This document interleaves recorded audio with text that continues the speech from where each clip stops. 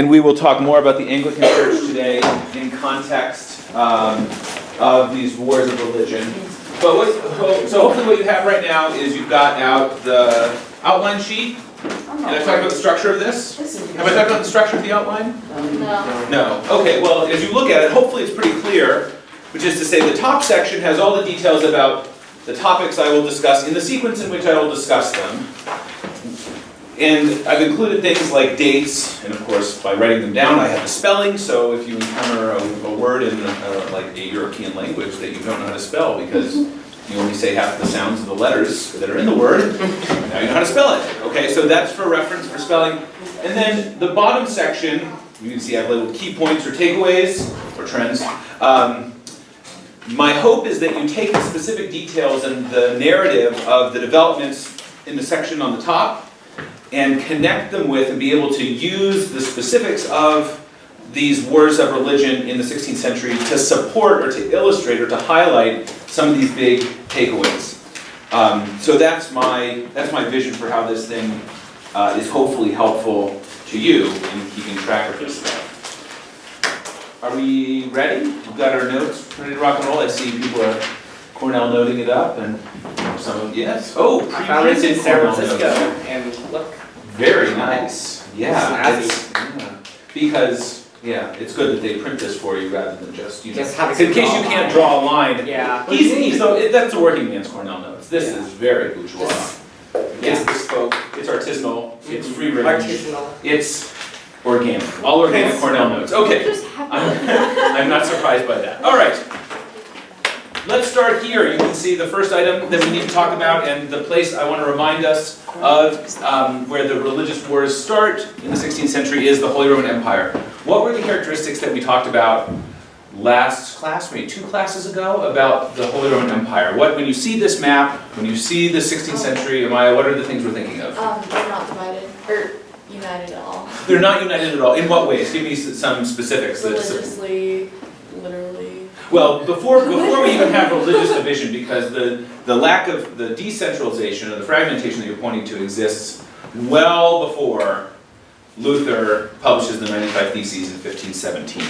So what creates this subdivision? What are some specific things we should remember about the Holy Roman Empire and its structure that we could cite to say it's fragmented because X? Ashley? Part is owned by different nobles. Okay, yeah, you have lots of local control. A lot of these regions are controlled by nobles, so if something is a duchy or a kingdom or a margraviate, I don't know, that's a hard word to say, that's controlled by a noble, some aristocratic family. Other regions here are controlled by? The Pope. Yeah, the Catholic Church. So not the Pope directly, but some of his high-ranking church officials. So if it's in this purple color, you've got bishoprics or archbishoprics. So that's directly governed by the Catholic Church. One other thing I would point to about decentralization, hopefully you remember, is the fact that the family who holds the title of Holy Roman Emperor has to work with and placate, maybe to please, the 7 individuals who are the electors in the Holy Roman Empire. So there are 4 secular nobles who cast votes to decide the Holy Roman Emperor, and 3 church officials. And so the Holy Roman Emperor has his power because of the agreement, cooperation of the 7 powerful electors. Right? So even though that title is emperor, that does not indicate that the emperor actually has any centralized control. All right? Are we recalling all this? Excellent. So the family that we need to know most about in terms of, it would help if I clicked on, no, ignore that. Ignore that. Is the Habsburgs. In terms of the Holy Roman Empire, the family that we need to know most about are the Habsburgs. You don't necessarily need to know all of the different, there's really one, and for our purposes today, one really essential Holy Roman Emperor. I just have this fellow up here, both to demonstrate his beautiful Habsburg chin, which will be a common feature of the aggressive inbreeding they practice, but also because he's the first... I might barf. It's not even... Oh, I guess you just had snack. All right. Just the word inbreeding makes you barf. All right. I'll watched Let's keep going. Back to the 15th century. This is the first, you don't need to worry about him insofar, except I have him up here because he's the first Habsburg who's a Holy Roman Emperor. The Habsburgs control and have the title Holy Roman Emperor from this date, 1452, all the way until 1806, with only one exception. So the big picture that you're hopefully seeing there is that this family, the Habsburg family, which has emerged from and were the local nobles in this southeastern region of the Holy Roman Empire, the kingdoms of Austria and Styria, they are the most powerful, the politically dominant group in a subdivided place. Sorry, what was that ending? 1806. We'll come back to this. Wait, when what? 1806. 1806. That's not going to be important right now. Just right, big picture is Habsburgs are dominating here. The one Holy Roman Emperor who we do really need to focus on in all of this is Charles V. Charles V comes to the throne first of Spain at age 16. So he's really a sort of central political figure in the first half of the 16th century because he will end up controlling a region in Europe. All this shaded orange stuff is Charles V's lands. The region in Europe that's the largest territory controlled by one person since, I think, the first Holy Roman Emperor, Charlemagne, in the year 800. So in other words, it's been a long time before since one individual has had so much territorial control. And he was the Spain. He becomes a king of Spain. So through intermarriage and that inbreeding whole issue we were talking about, Charles V first becomes king of Spain, succeeding Ferdinand and Isabella in 1516. Remember we talked about them as new monarchs, right? Centralizing control, conducting the Reconquista, using the Inquisition aggressively, all of that stuff. And then 3 years later, 1519, he gets elected as the Holy Roman Emperor. So by 1519, he's in control of all this orange territory, more or less. Okay. This is a little bit larger than it was in 1519, but the point stands. Huge territorial dominance. Why is this significant? What impact do you anticipate this will have? It connects to centralization within the monarchs. So there's more political centralization versus individual things. Yeah, so we can link Charles V into the narrative we already know about new monarchies and the way in which strong monarchs are able to expand the bureaucracy, expand the use of military to strengthen their own family and their family's control. So that's part of the story. While it does cause centralization territorially, it might cause conflict between him and the 7 electors or different nobles. Okay, so it's also the fact that this is a huge territory that is physically divided also raises the challenge of how do you govern all this stuff effectively? So what conflicts is he going to experience from people, especially in the Holy Roman Empire, who are smaller scale nobles underneath the power of the Holy Roman Emperor? And that's what I really want to focus on. So Charles V, one of the challenges, or rather many of the challenges that he has, is due to the fact that he's controlling this huge territory that has a whole bunch of different things taking place in it during the early 16th century. So if you're looking for a subtitle here, I want to talk about the challenges that Charles V faces as King of Spain and as Holy Roman Emperor. Are you ready? No.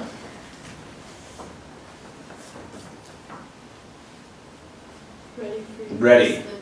For talking about the big challenges, the problems that he's encountering. Okay. Cool. Yes. Okay. Let's begin in the Holy Roman Empire. One challenge that he faces in the first decade of being Holy Roman Emperor in the 1520s is the expansion and military conquest of the Ottoman Empire. The Muslim Ottoman Empire in 1526 defeats and takes over the Christian kingdom of Hungary and puts the Ottoman Empire right on the eastern border of the Holy Roman Empire and against, of course, Habsburg family lands, Austria, Bohemia, Styria, those places. What will this require Charles V to do? A standing army.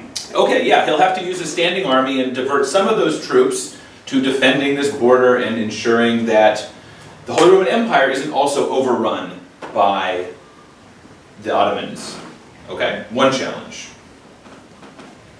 Challenge 2. Let's jump over to Spain. Charles V inherited the title of King of Spain, or became the King of Spain in 1516, roughly 25 years after the Spanish monarchs, Ferdinand and Isabella, had sponsored a expedition To the New World. to what ended up being the New World, right? We know about, and we've talked about the intellectual impact, or you've read about the intellectual impact of those discoveries in Shores of Knowledge. We'll come back and talk about that more later. But for Charles V, this is largely good because what's coming back from the New World? Resources. Yeah, specifically money, right? This will intensify over the course of the 16th century, but the New World becomes a site of settlement and economic extraction for the Spanish. So they're starting to have an influx of gold and silver from the New World, right back across the Atlantic to Spain, enriching the Kingdom of Spain and allowing it to invest in things like more military.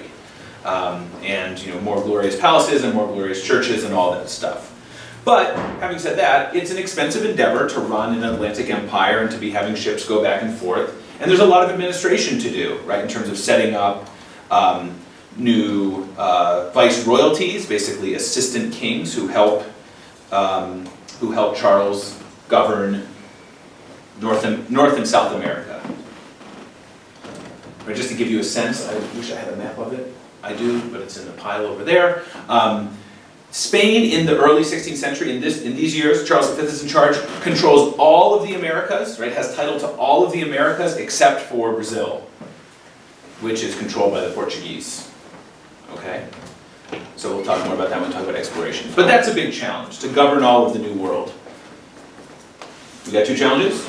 Challenge 3. Let's jump back to the Holy Roman Empire and northern Italy. Since 1494, the Habsburgs have been involved in a dynastic war with the ruling family of France, the Valois. And you can see, I guess I'm sort of mentioning there, the Habsburg-Valois War is critically titled. These wars are being fought over control of these northern Italian city-states. Why do these dynastic families in the Holy Roman Empire and in France want to control northern Italian city-states? Renaissance, secularism, all the good things that happen in the Renaissance that they want, like Renaissance smart people. Give me them Renaissance smart people. Okay. Yes, it's like catching Pokemon in the 16th century, right? I've got a Michelangelo. Yes. But of course, more important, other than just like being able to put them inside of Renaissance-y Pokeballs or whatever, they're also important because it would reflect positively on the glory of the Habsburg-Valois family if they can control one of these territories, and because these are major trade centers, places like Venice and Genoa and Milan, that would further enrich the families by bringing in all of the economic activity and merchant movement that is taking place in these cities. Northern. In the northern Italian city-states. That's where the war's going on. That's where the wars are going on. If you'll remember, we actually talked and alluded to these wars earlier. Do you remember when we discussed the Medici being chased out of power and the Republic of Florence coming in and Savonarola being in charge and having a really unfun bonfire of the vanities, and then he is strung up and killed by the Pope, and then the Republic involves Machiavelli as a diplomat and bureaucrat, and then they get chased back out by the Medici. Remember all this instability going on in the northern Italian city-states? Yeah. The reason the Medici are chased out in the first place is because the French invade in 1494 as part of these Habsburg-Valois wars. So Charles V is also committing military resources not only to Spain, across the Atlantic, not only in his territories to stop the spread of the Ottomans, but he's also embroiled in these long-standing conflicts taking place in the northern Italian city-states that he didn't create. They've been going on for 20 plus years by the time he's the Holy Roman Emperor. So providing military. He's busy fighting the French here for control over these northern Italian city-states. Yeah. Yeah. Okay. Dividing his military forces, costing him resources. But if they were to win, it would be beneficial because there's an increase of trade because there are major trade routes and an increase of sense of nationalism. Not nationalism necessarily, but sort of the glory of this family, right? Think about that issue of patronage. Think about the short answer question that we had on the quiz, right? If there's a political goal to hiring patronizing doesn't sound right, but to hiring and serving as a patron, there we go, to fancy artists, right? That you as the ruler sort of get the ripple effect of their cultural achievements. I've sponsored this amazing sculpture, and as a result of me sponsoring this amazing sculpture, I've put it out into the world and I've associated myself with this artistic glory and power. And that, if the Habsburgs were to control this territory, that artistic and cultural glory would reflect positively on them, or the Valois family, whoever's in charge. Does that make sense? Okay. So that's fitting into a narrative that we already know. Fourth challenge, final challenge, taking us back to the issue of the Reformation. While all this is going on, remember, so Charles V becomes the Holy Roman Emperor in 1519. What has happened 2 years prior in northern territory, northern city of Wittenberg? Luther makes his like a 95 Oh, yeah. theses. That's right. And puts on the church, and then Protestantism starts going, and then he gets killed. Then what? Then he like gets killed, doesn't he? No. He actually gets rescued, but we'll talk about that in a second. So, but essentially, yes, 2 years before Charles V becomes the emperor, Luther publishes the 95 Theses. The printing press churns all these things out, starts distributing them widely throughout the Holy Roman Empire, and they begin inspiring individuals of all different classes, but particularly nobles and peasants, to challenge the social order, right? Nobles start converting, claiming that they control all the church lands that are in their regions. Peasants start saying, hey, if we have spiritual equality, why don't we have physical, tangible equality here on earth? I'm going to stick it to you, landowner, and not provide my feudal obligations, right? So it starts, and that's going to pick up in the next decade. But in 1521, you've already read about this, Charles V calls Luther before the Diet of Worms to try to get him to recant, to take back his, essentially his teachings, his attack on the Catholic Church in the 95 Theses, which Luther refuses to do. That's the point at which Luther flees. Jack, you were sort of referring to this. There's concern he's going to get killed, but he gets kidnapped by a fancy elector, the Elector of Saxony, Frederick the Wise, and hangs out in his castle for 2 years under his protection and translates the Bible into German. And so he doesn't immediately get killed, and it doesn't stop Protestantism in its tracks. It, in fact, because of Luther's associations with powerful nobility, allows him to continue preaching.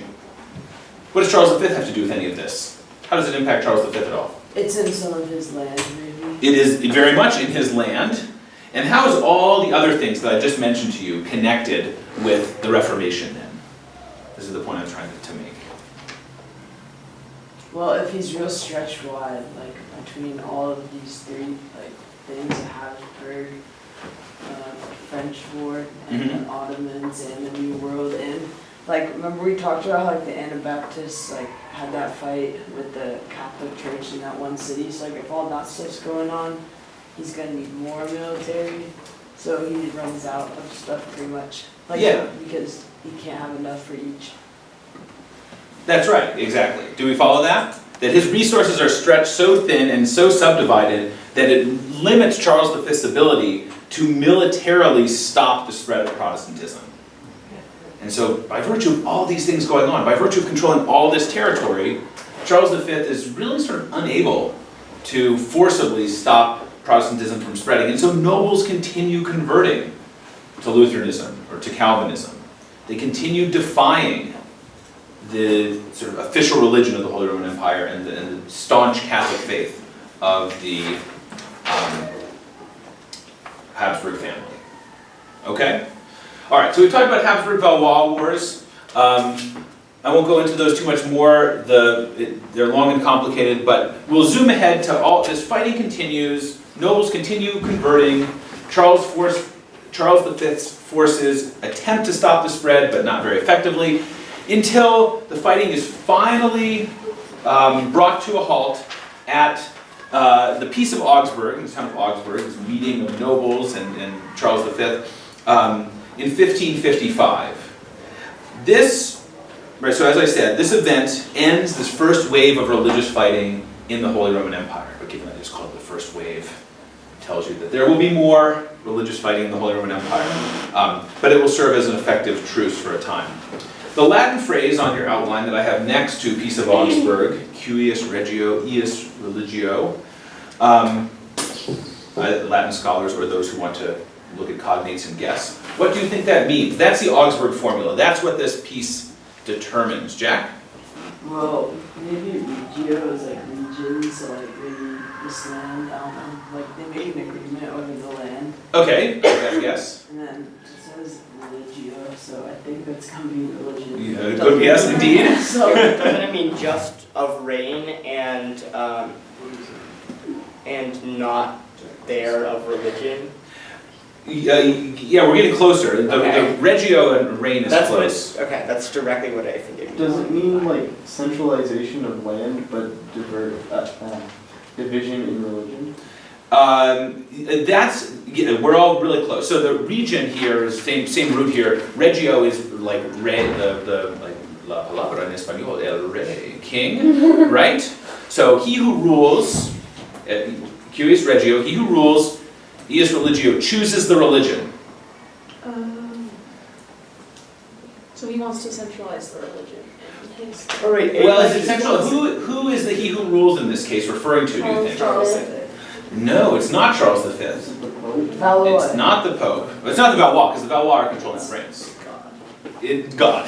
He who rules God. God, tell us what the religion is. It's God. If only God would weigh in on the proper thing. Let me take you back here. Who is he who rules? Lots of them. Lots of The local aristocrat, the local level noble. So it is in fact not Charles V who rules. It is the King of Bohemia.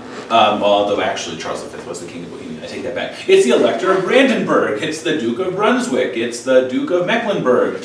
It's the Margrave of, where's a Margrave? I don't know. Moravia. Yeah, but Moravia, this is also territory that will end up being controlled by the Habsburgs, so anyway. But you get the point. So it's the nobles who choose, or whoever's governing the local region. So obviously, in the church lands, they choose that the religion, the official religion in their region is Catholicism, right? But you start to have other places, like largely northern parts of the Holy Roman Empire, choosing to be Lutheran.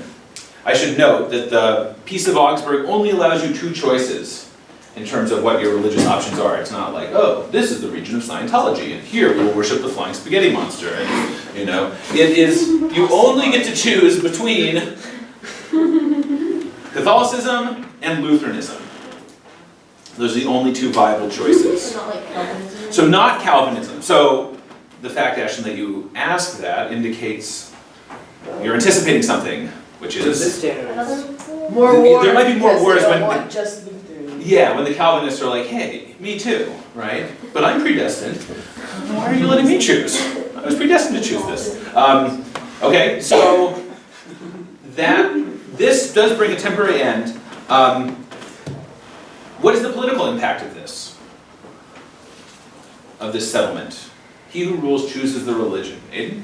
I mean, it sort of bring an end to the Holy Roman Empire because now they're not even united through religion. Well, is it going to bring an end to it, or what is it going to... Well, it's going to divide it even further. I guess. Yes. It's going to solidify the division that was already in place politically. Right? Before, there was at least the sort of notion that this place is unified by Catholicism. But now, if the nobles can choose the faith of their region, even if there's only two options, that's going to strengthen those divisions that were already there politically. Amaya? Is it important to know that, like, by giving nobles all the power to, like, choose their official religion, it's taking away power from, like, the emperor, the Holy Roman Emperor? Yes, it is going to undercut the authority of the Holy Roman Emperor, right? That the Habsburgs would love to be new monarchs and to centralize all their authority and to be in charge of this whole, of the Holy Roman Empire as actual emperors. And this undercuts that, right? To stop the religious fighting, this has really checked the Habsburgs' ability to actively choose a religion that will unify the state. But for those local nobles, they've gained more authority, right? They have used religion to unify their local regions. And this is setting up the precedent in the Holy Roman Empire that uniformity in religion is part of making the state, is part of unifying the state. Does that make sense? Okay. So, this is a form of religious toleration, but I want you to think about how tolerant is it? Who is it tolerant toward? Only two. Only two faiths, that's one limitation on its tolerance. Who else, if he who rules chooses the religion, what does that suggest about he who lives and digs in dirt in said region? You have to adhere to and follow the religion of your ruler. So if you happen to be, one of those German peasants who's been drawn into Luther's message but live in a church land, he who chooses business doesn't actually give you religious freedom, right? Those who live under the control of a monarch have to follow the faith of that monarch. Could they move to a different? I mean, I guess theoretically, but if you're an impoverished peasant, you're, you can't sort of be like, hey, 16th century U-Haul, I'm ready to go. Okay, my company's paying all moving expenses to get me into Lutheran land, right? It's, your material circumstances are a big limitation on how much freedom, and this has been true, historically for a long time. So I guess that's theoretically a possibility, but not really. And of course, if you're a Calvinist, you're out of luck no matter where you are, because you're not allowed to practice that faith, and no monarch is allowed to make that choice. But this is the first time in Western Europe that it's legal to be something other than Catholic, where the legal religion could be something other than Catholicism. So for 500 years, essentially, there had been one unifying element of all the subdivision in Western Europe was Catholicism. The Catholic Church created a sense of cohesion in the continent. But from 1555 onward, that cohesion of Western Christendom, right, sort of Christianity ruled regions, is gone, shattered. All right, so that's pretty transformative. All right, Charles V steps down from the throne the next year. He then retires to a monastery, and then he dies 2 years later. And the fighting with the Valois family comes to an end in 1559. This is going to be more important in a little bit when we talk about, well, it's going to be important because it will highlight for us the shifting attentions of both the Habsburg and the Valois families. Okay, so this war comes to an end in 1559. It's the last dynastic war in European history. What do I mean by that? Like family versus family. That's right. It's the last time a family and two families are fighting. From here on out, or rather for the next 100 years, what do you think will determine why people are fighting each other? Religion. Ding! Oh wait, hold on, I got the real thing. So for the camera. There you go. Nice solid name. Oh. It's right there, bud. Seriously, this is for Megan and Robert. Hi, Megan and Robert and Atticus. Oh, that's so cute. Oh my god. I bet Atticus is so I shouldn't have brought it up. You guys are doing, now you're all going to go, "Ooh, I'm nervous." Or maybe you'll start hamming it up even more aggressively. Yeah, more hamming? No, you guys are hammy enough. Okay. No need any more unkosher things right before Yom Kippur. But all right, thank you. Actually, I won't be here tomorrow. That's the whole point. Okay. Yeah. So let's shift our attention. This war comes to an end. No more dynastic wars. Wars are now fought over religion. And both the Habsburg and the Valois families turn to their own series of religious wars and hostilities. Let's go to Spain, where the Habsburg dynasty has been taken over by Charles V's son, this fun-loving dude, Philip II. And you know he's fun because why would you wear a frilly collar like that in public if you weren't just owning it? No, he's really a miserable person apparently. His whole vision and his sort of reign is shaped by his desire to forcibly make Europe Catholic again. Okay, this is like the 16th century hashtag. Mika. Okay, make Europe Catholic again. And he is really angry about the conversions that have taken place in the Holy Roman Empire and the appeal that Calvinism holds in some of the regions he controls. And so he's going to use his power to stamp that out. Why is Philip II, or when I say use his power, what power does Philip II have as King of Spain? What's going on in Spain in the mid-16th century? Just to sort of continue the trend we talked about. Well, Spanish Inquisition. The Inquisition is continuing, so that's sort of rooting out heretics, right? I think he wants to just shut down shut down Protestantism in all of its Everything forms. is Or other non-Protestant faiths, like maybe there are some Ottomans knocking on the door of the Holy Roman Empire who you would like to stop from being a threat. His power is coming from, again, just to remind you, Spain is controlling the New World, and that the exploitation of indigenous labor and the extraction of mineral wealth, largely in the form of silver, coming back to Spain from the New World is just continuing. They I think, in the middle of his reign in the 1580s, discover a whole mountain made of silver, basically, and they're like, oh, Potosí, Silver Mountain, sweet! Okay, now we're super rich. A lot of that money Philip invests into strengthening his military. What are the Spanish going to be really good at in terms of military? What style of fighting will be their strong suit? Naval. And why is that, Aiden? I don't know, they're coastal cities, so I figured they had a good movie. Indeed, and of course they are running an Atlantic Empire, so they're sending ships back and forth across the ocean all the time. So yes, the Navy is going to be the Spanish stock and trade. The Spanish fleet that goes to Spanish Armada. Okay, yeah, good. So we're hopefully, hold that thought for just a second. We will get there. That's going to be sort of the culmination of his re-Catholicizing efforts. But you guys have read those pages about the war, so hopefully this is reinforcing Oh yeah. we some of these narratives. Okay, first big naval victory, first attempt to ensure Christianity and Catholicism is strong, takes place in the Eastern Mediterranean against the Ottoman Turks in a battle in 1571 called the Battle of Lepanto. The pretext for this war, you don't really need to worry about too terribly much, was basically to ensure that Christian merchants had free rights of trade in the Eastern Mediterranean, and that the Ottoman control of the Anatolian Peninsula and the Balkan Peninsula and things like that weren't going to stop Christian merchants from their activities. And It was fought against the Ottoman Empire. fought against the Ottoman Empire. And it's a big win. The Spanish Navy, which is really well equipped, modern ships, they're very strong, they're quite large. They defeat the Turks in this battle and ensure that the Ottomans aren't going to be a threat to Christian merchant activity in the Mediterranean any longer. Okay, so this is a good thing. His make Europe Christian again, or make Europe Catholic again campaign going great so far. Okay, but there is trouble in other parts of the regions he controls. Let me go back to remind you of the regions he controls. Here we go. All this orange stuff.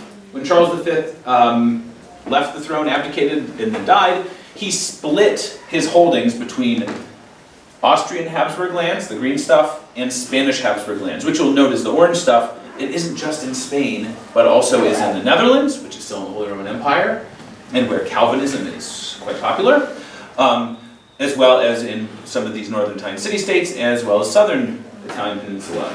So spread concerns about Protestantism, not a thing on the Italian peninsula. Everyone is Catholic. The Pope is now here. He's back from Avignon for 100 plus years. So that's staunchly Catholic.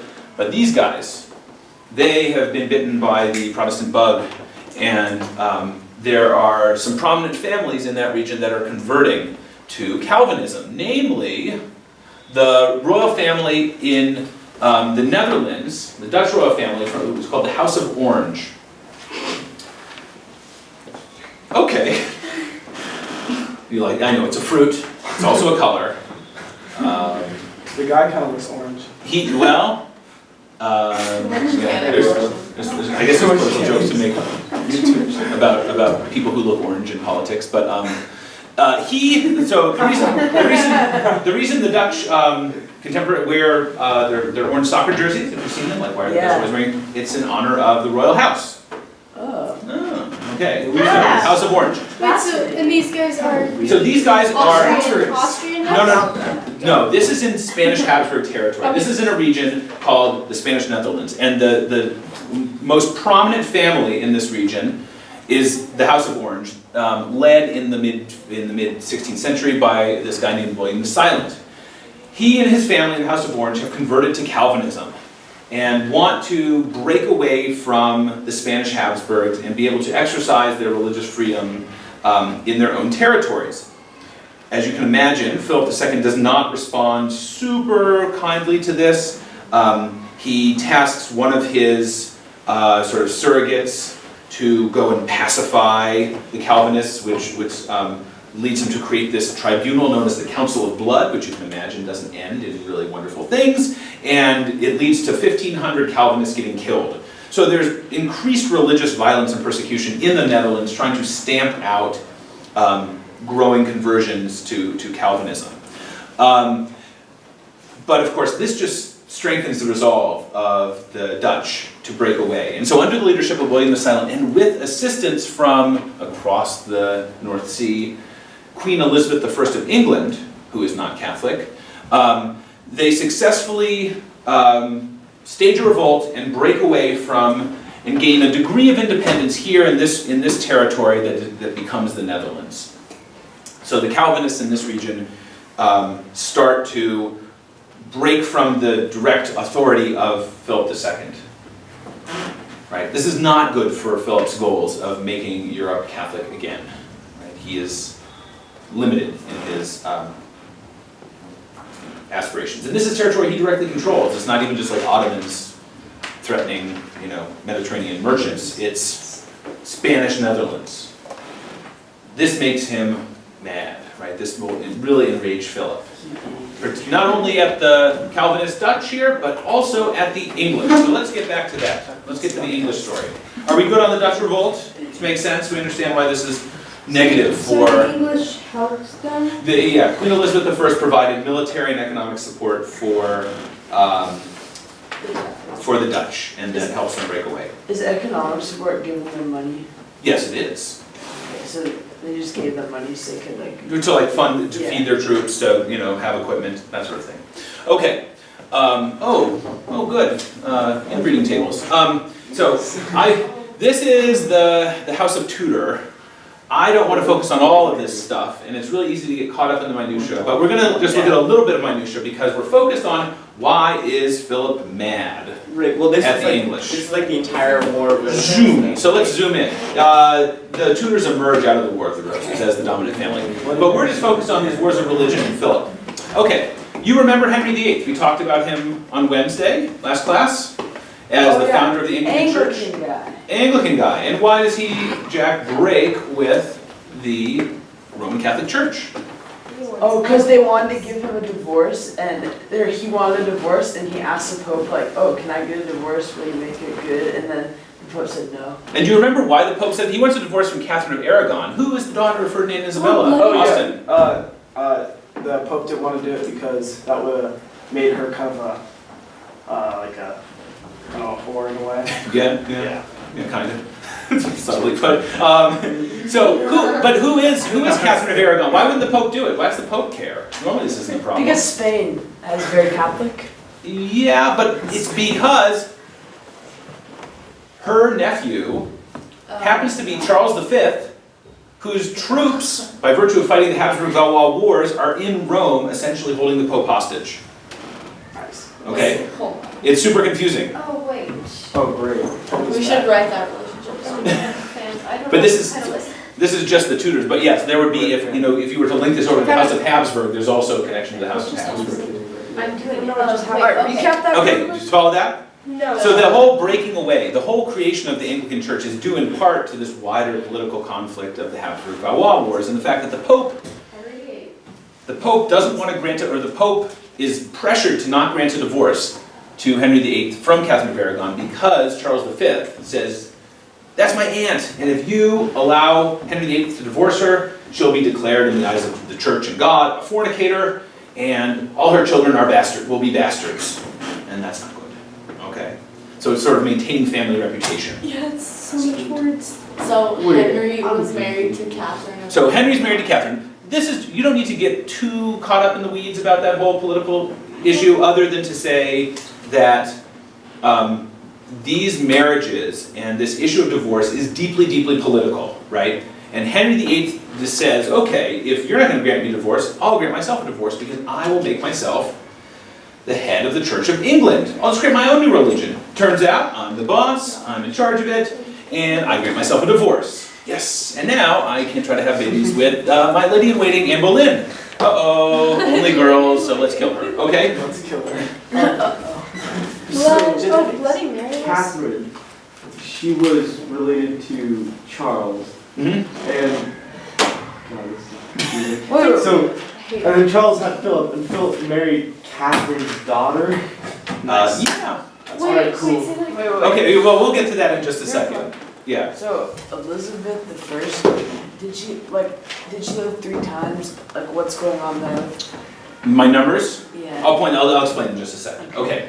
We remember the origins of the Anglican Church. That's the bottom line. Politically grounded, this desire for Henry VIII to have a male heir, right? Yeah. So he makes himself the head of the Church of England. It has a political foundation that's quite different, as we stressed last time, from these other Protestant sects, where the foundation is rooted in theological disputes.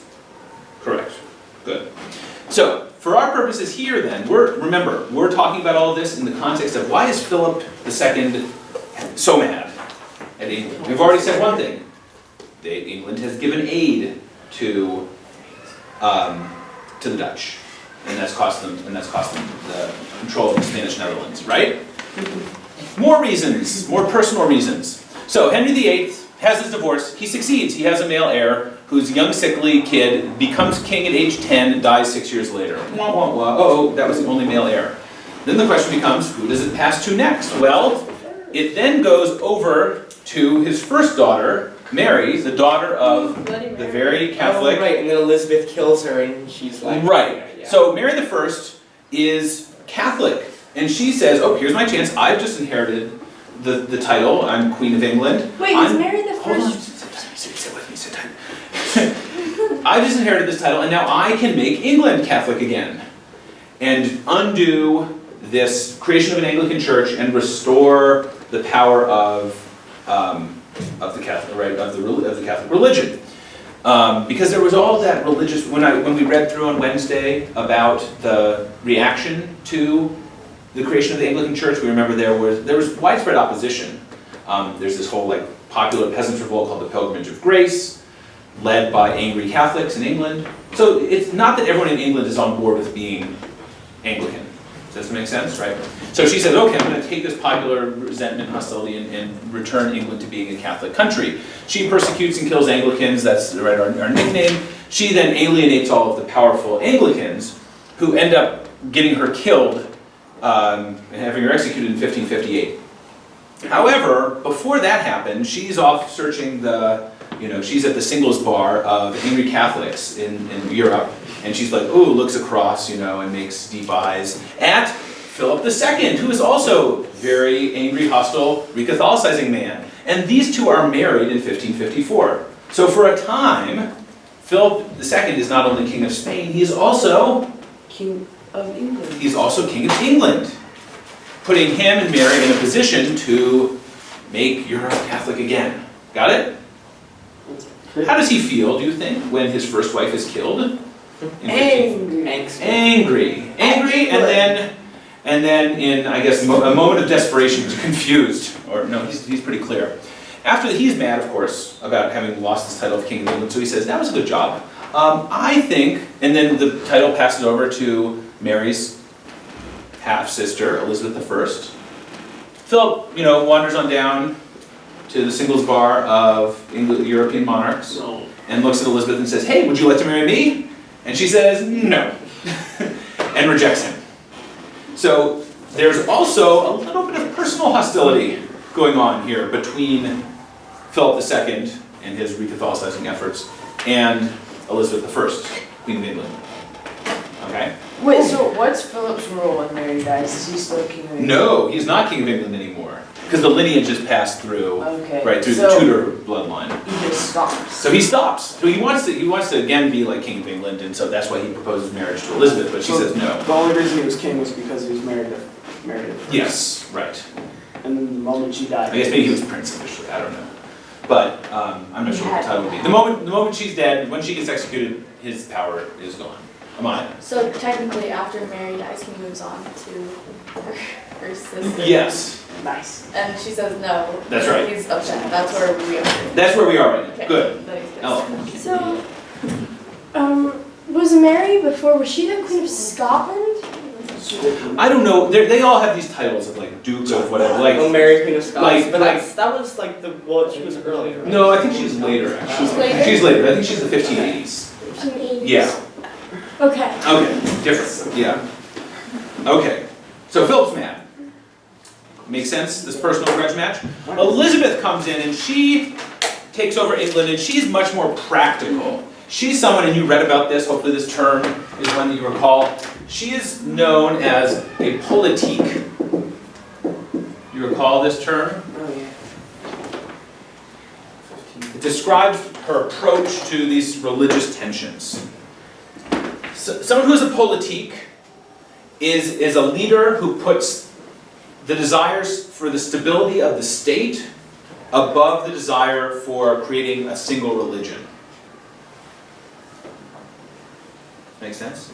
So making the state, priorities of the state, greater than sign interests of religion.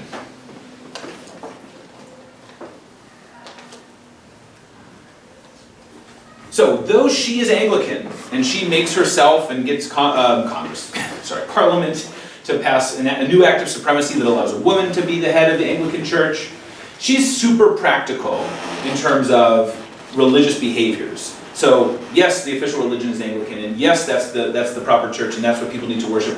But she more or less lets Catholics practice privately, in secret, and doesn't persecute them. So she's sort of turning a blind eye to this. And of course that's going to make the Catholics in England somewhat content with her reign and pleased with her reign. And that will only get solidified after the next thing I'm about to discuss. Okay, so we're clear on what being a politique means and how she does it.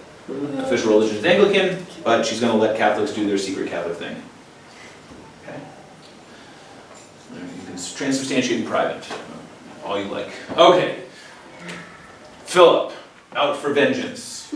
I've been spurned by this person. She has then sent military aid to the Dutch who have broken away from me.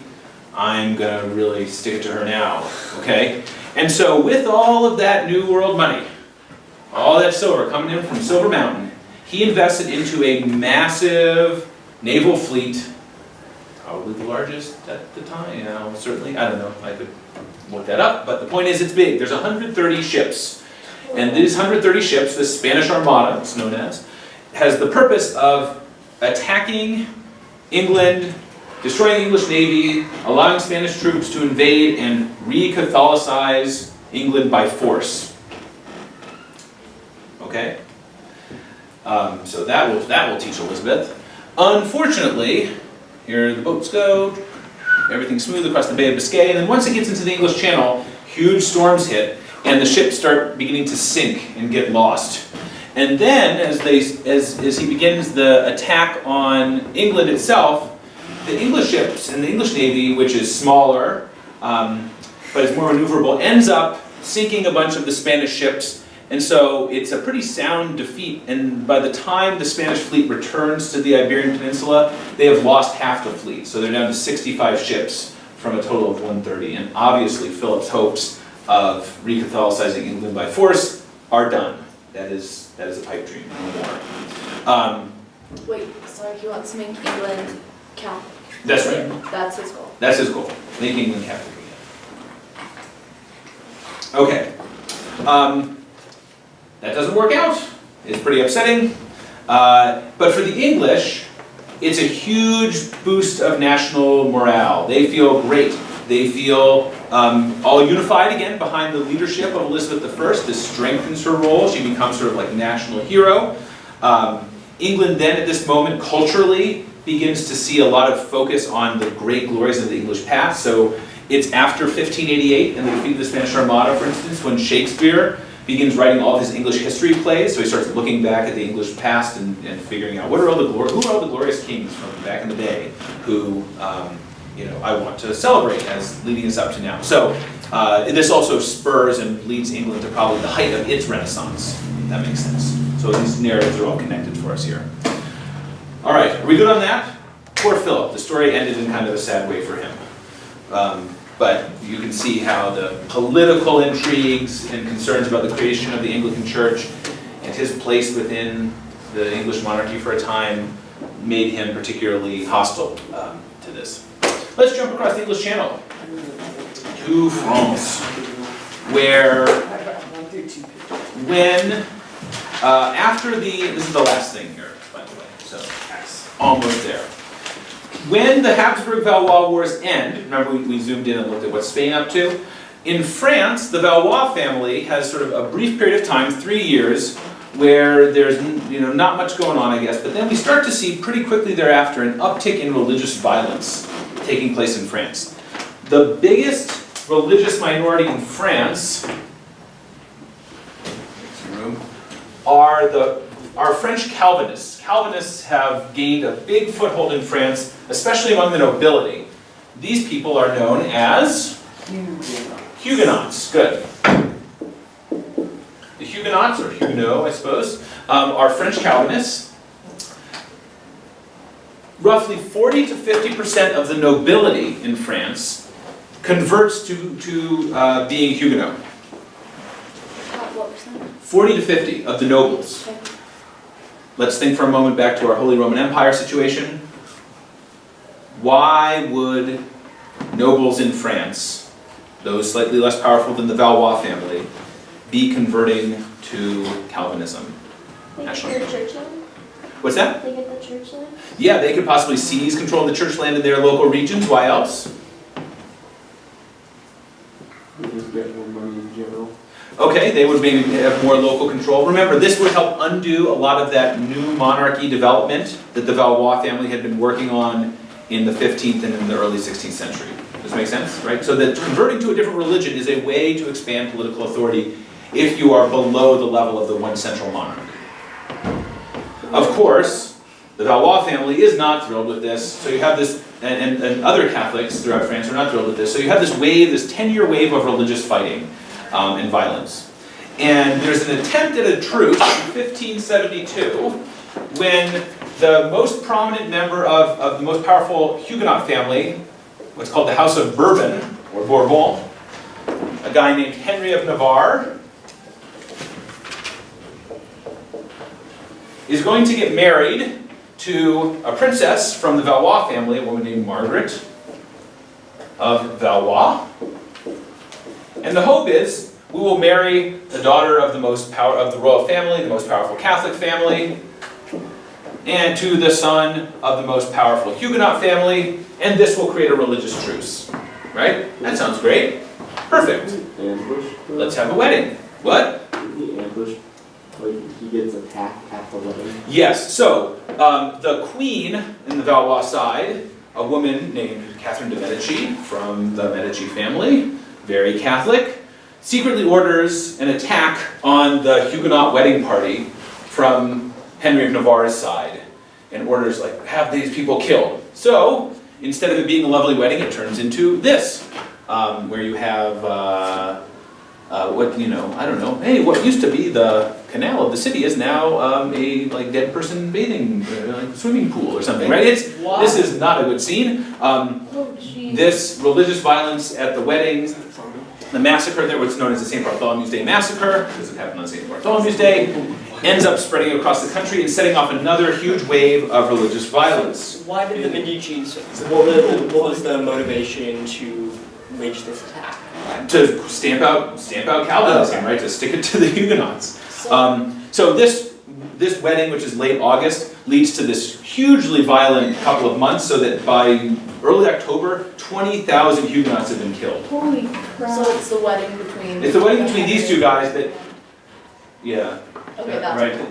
Lovely wedding bells, right? Marching down the aisle turns into da-da-da. Okay, bad news. So, was it the Catholics or was it the Calvinists that kind of had the ambush plan? Catholics. How many were killed again? At least 20,000, about 20,000 in 6 weeks or so. Okay, not wonderful. This sets off another 20 or so years of basically religious civil wars taking place inside France. There's a real struggle for leadership. There's another super Catholic family that thinks the Valois are weak and wants to take over. The Bourbons are fairly strong and well supported by different, lots of nobles. They'd like to take over. This all sort of comes to a head in 1589 when Henry of Navarre, right, fellow from our wedding, becomes, by virtue of not having any more, I think, males to inherit the throne on the Valois side, he is next in line to become king of France. Are you following this? And so he is all set to become King Henry IV, which he does. What is the problem with him becoming King Henry IV in France? It's now Calvinism. France is now Calvinism. Is it going to make France a Calvinist country? That would be bad because most of France is Catholic. So Henry, very savvy, recognizes that this is not viable. So he, in a classic politique move, converts to Catholicism.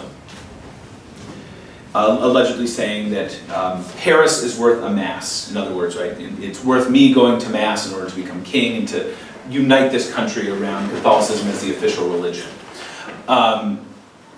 So that's the win for the Catholics, right? He converts to Catholicism, though apparently he continues to practice Calvinism secretly.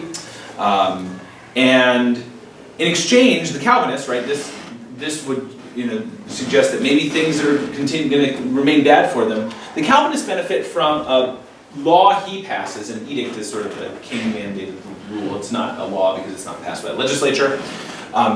It comes down from the king. The Edict of Nantes, which is a different form of religious toleration than we saw in the Peace of Augsburg. But this really puts an end to the religious fighting. The Edict of Nantes grants, there's the important part of it, it grants religious toleration to Calvinists.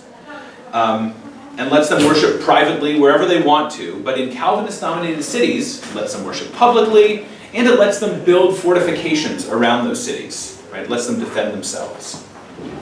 Why is that such an important thing? So the Catholics don't come and kill them. Yeah, with the whole context of like, hey, remember when 20,000 people were killed of your, from your religion in a couple weeks? Yeah, we're not going to have that again, right? So this is the concession to the Calvinists, right? They gain the right to practice their faith, and they gain the right to fortify their cities, and this brings an end to the religious wars. And I hope you can see why Henry IV fits the model, or fits the mold of a politique as well. He and Elizabeth I are big politiques, putting the interests of the state above the interests of religion. Okay? Questions? So hopefully, my aspiration for you is that as you look back on these and review them, you can think about how the big key themes, my suggestion, look at the big key themes and think about which pieces of evidence support that. Okay? Let me share one more thing with you before we go. Tomorrow afternoon, you will be uber productive working on the Protestant Reformation Roundtable assignment. So why don't you give one of those to everyone, and I will pull up the groups. You don't have to do anything collectively with your groups tonight, but you might want to talk a little bit about division of labor in advance of tomorrow. So here's the plan for tomorrow. I'm not going to be here, but apparently last year I made a screencast explaining the assignment. So you can watch that. You can watch it tonight, you can watch it tomorrow. Your groups are super small, but I've assigned you to represent at this round table a couple different types of people. We've got Lutherans, Jesuits, Anabaptists, slash Zwinglians, Calvinists, Anglicans. You can find your initials there, find out who you are working with. And my expectation for tomorrow is to read through, so Tess, you're working with Abacus. I know it's tiny font. Read through this assignment, make sure that you understand the stuff. If you are the Jesuits, you make sure you've read the section on the Counter-Reformation, pages 414 through 417, I think. It's on the back page. And annotate the... Yeah, that wouldn't be a bad idea for everyone, right? If you've not read about the Counter-Reformation 414 through 417, I would suggest that you read through that, so that you know, especially if you're the Jesuits, but obviously for anyone else, you can respond to the Jesuits. And try to persuade me, Crown Prince of Teutoburg, what we're going to do too. Okay? Thank you. I look forward to hearing about your productivity tomorrow. And Thank you. say bye-bye to Robert.